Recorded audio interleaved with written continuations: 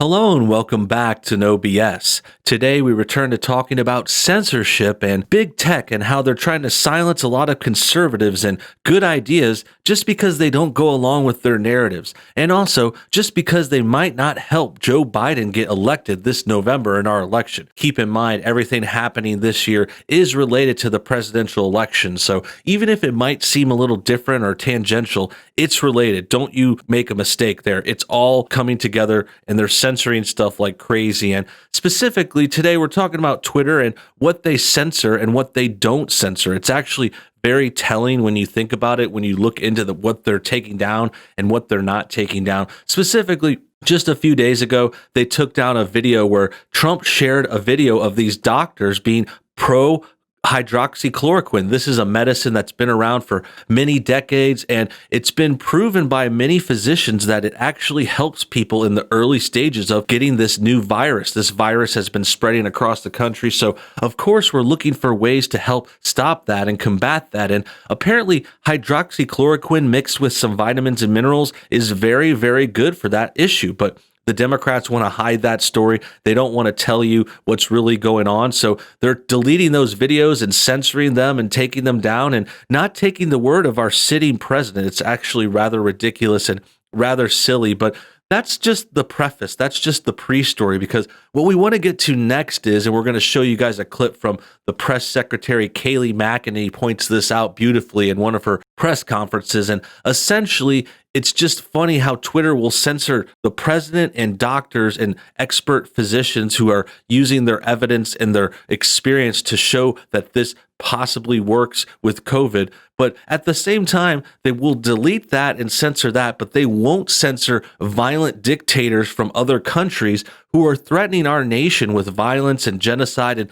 other crazy stuff like that. In addition, there's also a number of other very, very questionable videos on Twitter. Twitter is filled with very lewd images, sometimes of underage people. So having stuff like that on their platform is rather questionable, especially when they're so quick to censor stuff. We're going to talk about all this soon and more. But first, let's take a quick moment to check out our sponsor. News just released states several VPNs that didn't have a no-log policy revealed the browsing activity and personal information of over 20 million users. Those that care about privacy need a virtual private network with a strict no-log policy to prevent this. That's why I choose Virtual Shield. Their network is fast, reliable, secure, and always available too.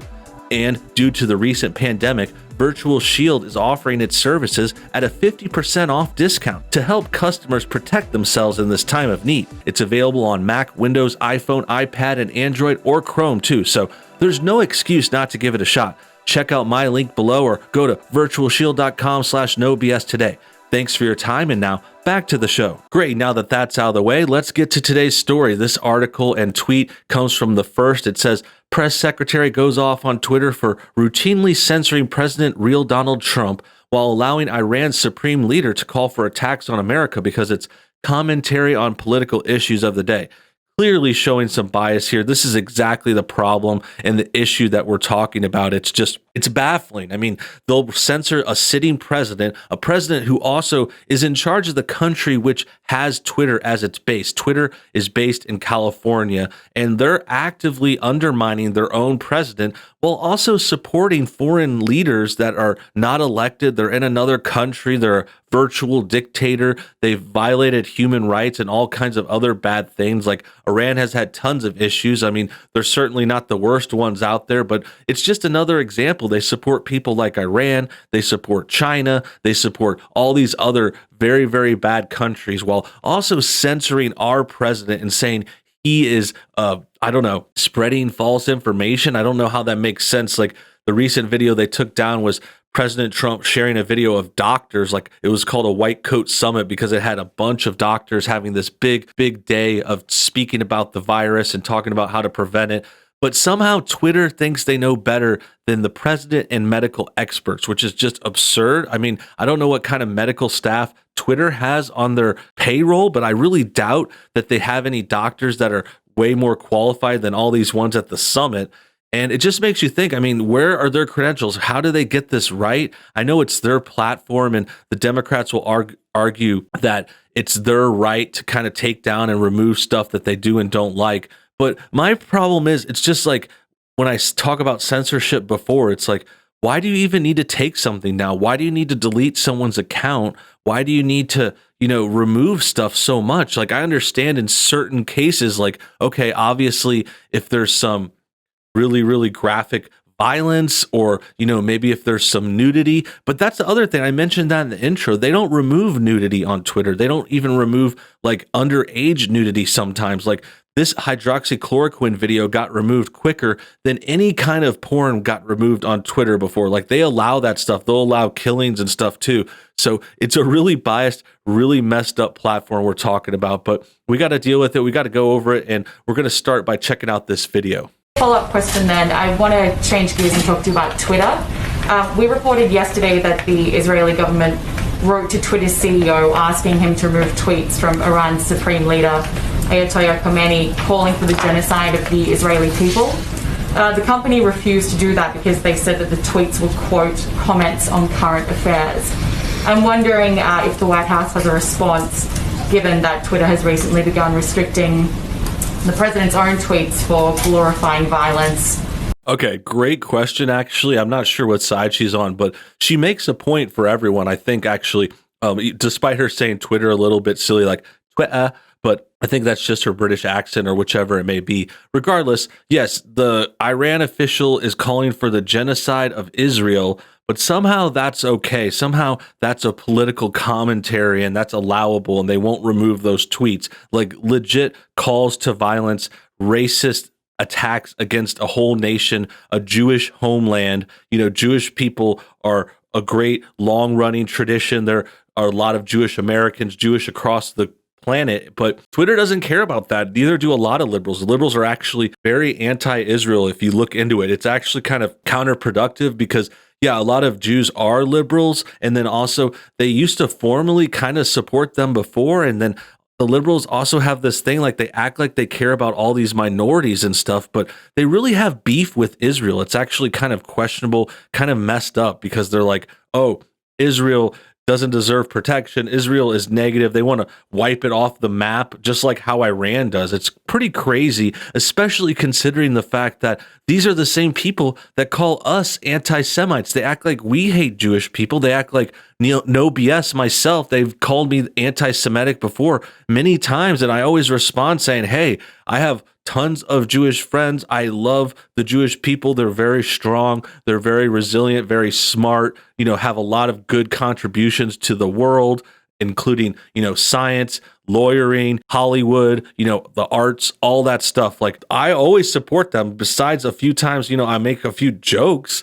I've criticized a few people who happen to be Jewish, but it was never because they were Jewish. So this is just totally absurd on so many levels. And it's just really rich coming from Twitter. Like we said, Twitter has said that Trump calls for violence. They've said Trump has tweeted stuff that's dangerous, like those videos of doctors. Like, I don't know how videos of doctors is a dangerous thing, but that's apparently more important to remove than a video of, or a tweet of, Iran's leader trying to wipe out Israel. Quote, glorifying violence and spreading misinformation, and if you have spoken to the president about any further action perhaps he's taking on social media companies. Yeah, it's a great question, Ebony. I did see that New York Post story, and I thought it was very eye-opening, and it tells you where these social media companies stand, where they're not willing to assess the Ayatollah Khomeini's tweets, but they are willing to assess President Trump's tweets. It's really appalling, and it just speaks to their overwhelming, blinding bias against conservatives and against this president. And we are taking action. The administration is submitting a petition to the FCC for proposed regulatory changes to hold social media companies accountable for their censorship.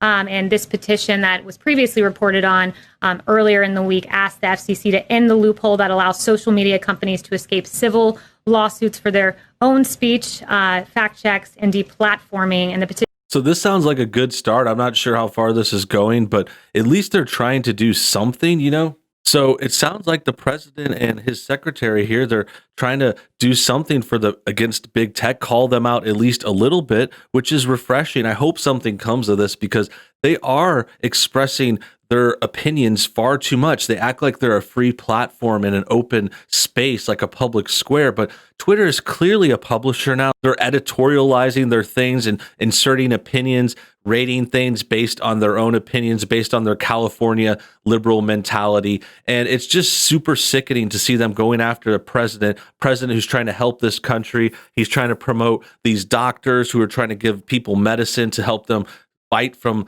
this death, this terrible, terrible virus. But that goes back to their bias, because they're more willing to defend the place that gave us the virus. They're defending China, the Middle Kingdom, who spread this virus and created it. And they're going to defend them and blame it on Trump. And he's the one trying to help us. And he's trying to suggest medicine that's been long tested and proven to be safe and have little consequences. Yes, it still has some testing to do with this new virus and how to deal with that and whether or not it's 100% effective there. But we had dozens of doctors telling us it was okay. I don't know why everyone just wants to listen to Dr. Fauci like he's like the end all be all when he's not even a practicing physician. He's just some lab nerd who tests things out in the kitchen in his little science lab. He doesn't really have any patients. He's not really prescribing anything. So this whole thing is absurd. It's super messed up. And it just goes to show how biased and terrible Twitter has become. Twitter is the worst. And, it's just a real big liberal cesspool. And I'm glad to see the press going up against that. I'm glad to see a good question from the press corps for once. This White House press corps is typically very biased too. And it just goes to show how blinded they are. Like Kaylee said, they're blinded by their bias. That's why Twitter can just ignore this crazy leader who's trying to take out a whole other country and going totally anti-Semitic and against the Jewish people. That's okay. That's fine. That's passable. That's political commentary. But a president can't speak and distribute videos of experts in his own country, not trying to hurt anyone, not trying to make any issues at all, trying to save lives. And that's what's being stopped. It's super messed up, but that's the world we live in now. So with all that said, I hope you guys enjoyed today's video. Make sure you comment your thoughts on everything below. Also hit the like button if you enjoyed what you saw today. And until next time, have a great day.